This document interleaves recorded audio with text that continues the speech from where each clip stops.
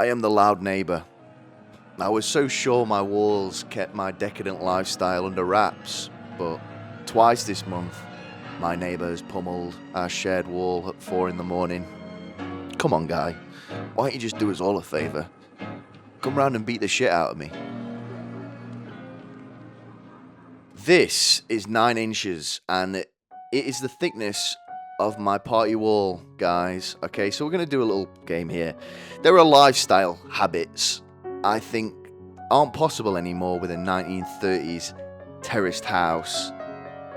I'm going to list a couple, and you're going to tell me if you think 9 inches of brick would keep it a secret. Number 1, watching porn on a TV. Something I have never done, alright, despite what the Facebook posts may say. It is very funny to me, though. It's a proud way of consuming pornography. Everyone else just lurches over their phone and tries to keep it a secret. You're kind of trying to get caught, I think, if you have it on a flat screen. There are a couple of things as well in this world that as soon as a sense picks them up, you know exactly what it is. Alright, dog shit and porn are 2 examples of this. Porn might be the most recognizable form of entertainment through a brick wall. Especially the old stuff. The screams and the moans were so passionate, you could hear it from down the street and go, that person's masturbating in there. On the other hand, nowadays, it's so performative. A lot of this postmodern smut, between the chainsaws and the screams, you might get away with neighbours thinking you're watching a Rob Zombie film.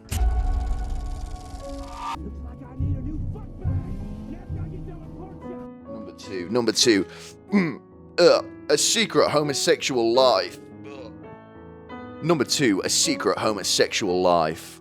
Can 9 inches prevent the sound of a twink getting his head cranked into a bed frame? I'll answer that, probably not. Okay, 9 inches will make the screams heard from the North Pole, though. It's very sad that you can no longer hide a secret gay life, especially if you live next to 2 stenographers like I do. Everyone's going to hear about it straight away. And I think it's very clear as well, gay sex, compared to, disgusting heterosex. Oh, I don't even want to speak about it. This has been on my plate for a month now, ladies and gentlemen. I don't know what is too loud or what my neighbours don't hear. I'm sat cross-legged in the living room watching Shark Week, trying to decipher if that bang was a plea to turn the TV down or someone hanging themselves. 1 month into this, I'm already getting better at translating the bangs. It's 1 for a door closing, 4 to keep the noise down, and 25 in a minute to disappoint someone. I don't want to be the guy keeping my neighbours up all night, alright? I'm a good guy. Mainly, really, though, because the noise I'm making, I'm not very proud of.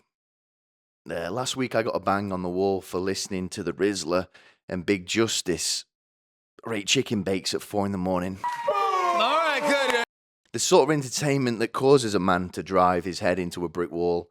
Okay, yeah, 5. That may very well be the item of choice they're using to let me know the TV is too loud. I want to keep the streets up with orgies, not the Costco guys. People across the street must think they're in northern Israel with all the back and forth. It's boom, boom coming from my end, and then bang, bang in return from the Iron Dome. Listen, I know the value of a good relationship with your neighbour. Growing up, my mum always fell out with at least one of our neighbours, either side of the house. So maybe it's hereditary, what I'm going through. But she's a strong woman, and she was more than capable of gardening in awkward energy. I am not, right? I can't handle coming home. Feel like I'm a defendant getting out of a limo for the trial of the century. Hey, why don't you look at the Bible, guy?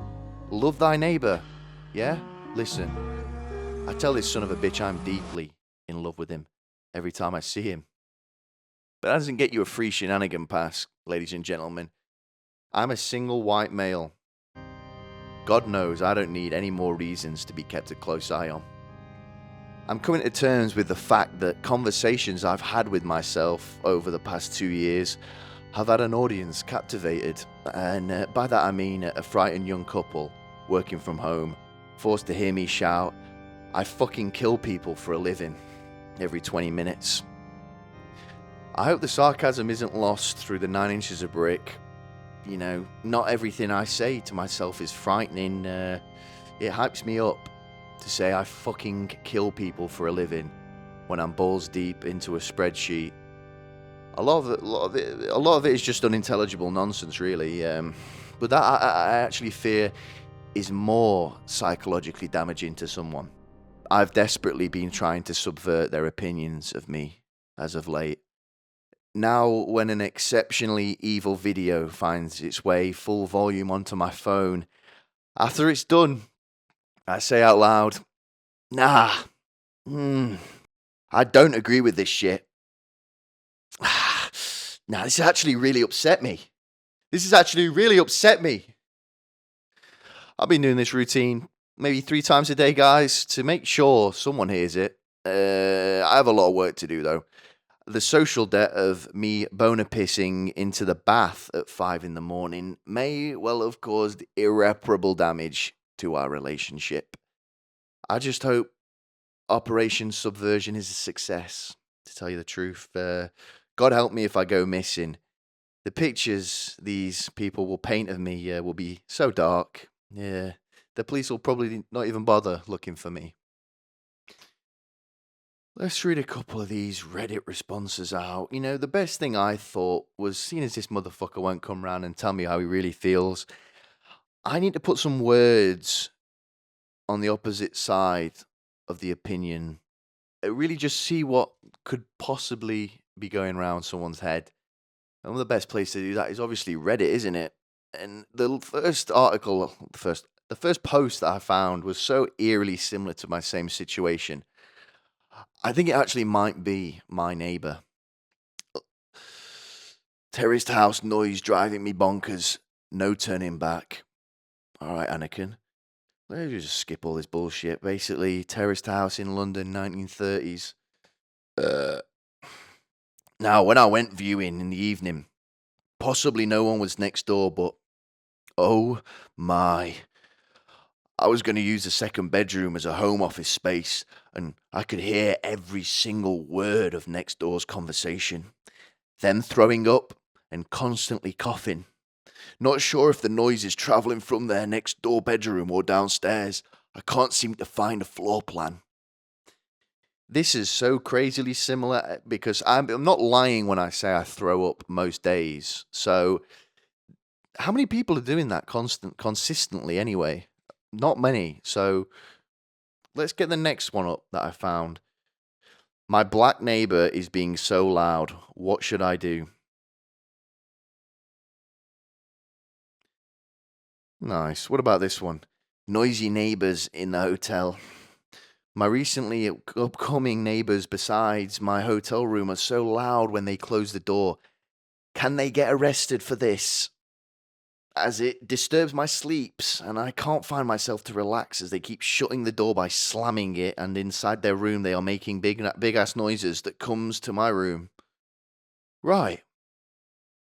It's a natural feeling, to feel bad about keeping people awake, I think. But when you read these dweebs moan and whine like little pussies, it puts words to their face, and you start to feel very prideful about ruining someone's night's sleep. Well, I do anyway. Oh, you wanted a good night's sleep? Oh, what? To paint fucking Warhammer figurines? Fuck off. Doesn't it not feel like everyone on Reddit is being sextorted to some degree? You hear the responses to small problems, problems that are solved by a conversation, and they're always recommending sending someone Bitcoin and never speaking a word of it to anybody ever again. It's so strange, that, isn't it? Why is that? I already know what the comments are going to be recommending these guys to do. We're on Reddit. Hey, get your wife's boyfriend to come round and tell me off.